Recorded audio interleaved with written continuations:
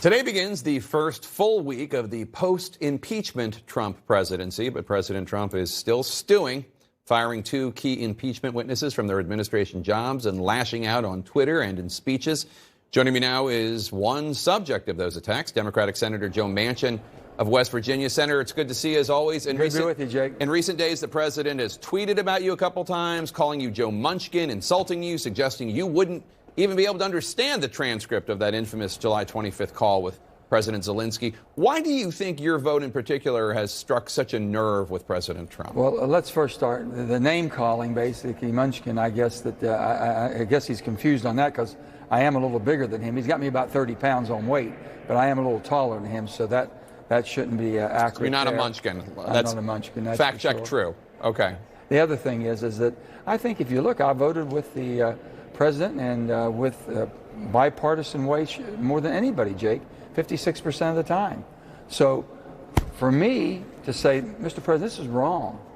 This is wrong. You can't do this. You can't use a rogue proxy such as Juliana with our national policy and threaten a poor nation that's trying to defend itself. I said, here's the superpower of the world, the most powerful person, the President of the United States, calling the most inexperienced leader, Jake, and saying, hey, by the way, can you get involved in our politics here to help us a little bit and do something? Mm-hmm. Corruption, fighting corruption is fine, but not going as far as they went with it. So I think that's when that took me over the top quicker than anything. You spent the weekend in West Virginia, your home state. President Trump has said that West Virginians are furious at you. Are they?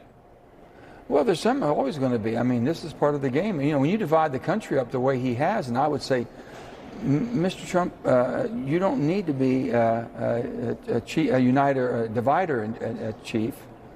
He needs to be uniter in chief. He needs to be the head uniter for our country.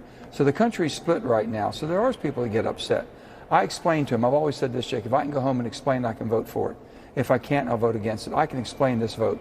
The evidence was overwhelming, the evidence we received. I thought that the president was going to defend himself when he got to the Senate. He said he wanted to have witnesses and on and on and on, and they didn't take that course. They wanted us to accept that if it's the president does it, it's okay. The president is above the law. And I said, I'm sorry, I can't buy onto that. That's not who we are, and that's not who the framers wanted us to be, and it's not the way that, if you read the Federalist 65, what Hamilton, how he labored over this one article, the impeachment article, it was for this purpose. And I hope that maybe my vote can send a signal to the president. I still want to work with you. I want you to succeed. But we're in this together. There's a division here. We have three equal branches of government, and we're a democracy because of that. And I said, we have to have open and free elections. We can't have intervention of foreign entity, any way, shape, or form. So that's where I am, and I wish he would have produced witnesses. I said back home in West Virginia, if you accuse me of something, Jake, I can't wait to defend myself. I know I'm innocent. I want to defend myself. And here, I'll have so-and-so come and tell you and testify, and I'll bring you documents. Well, when you don't do that, that means it's either non-defendable or you already have the jury cooked, one of the two. President Trump just fired two key impeachment witnesses from their administration jobs, Vindman and Sondland, not to mention Vindman's brother. Chuck Schumer says this is witness retaliation. Do you agree? Oh, absolutely. I mean, how else can you determine anything else? Here's two people, totally qualified. He did his job.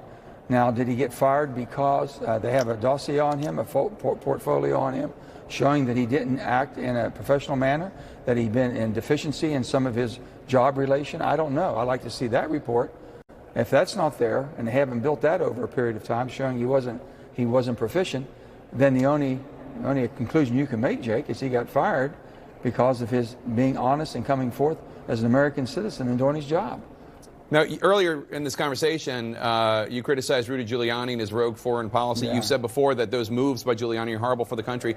The Attorney General, Bill Barr, today confirmed that the Justice Department is receiving information from Giuliani about the Bidens or whoever originating in Ukraine.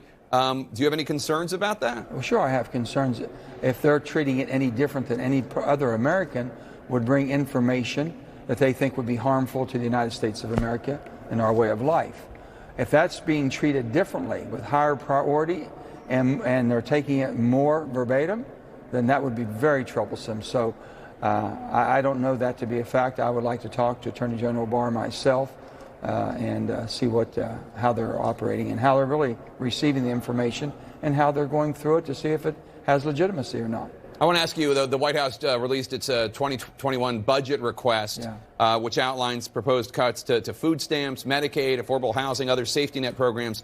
Now, this is just a priority list. It's not like it's going to automatically become law. But if this budget from President Trump were to be implemented, how might that impact the people of West Virginia? Well, in our state, we're the hardest working, and we've been hit the hardest of any state. We've always done the heavy lifting. So these types of programs that have been a necessity, especially with the opioid epidemic that we have, and the children, we have homeless children, we have children that basically that are nutrition to them comes at the schools in the hands of us. And if you can't give a child a start, God help us all. So the only thing I haven't seen the full, our staff is breaking it down now. I haven't seen the president's full request. But I always said this, when I was governor and I used to put a budget for it, the budget that you put forward represents your values, who we are as a people, where the priorities in our life are. And if the priorities as far as is not in the human element that makes us the people that we are in America and the compassion that we have for others, then I don't know what to tell you about that. And I haven't seen it, but I'm understanding the cuts will be devastating in many, many areas. I'm hoping that we'll reverse that, but usually these budgets are dead on arrival anyway, so we'll go from there.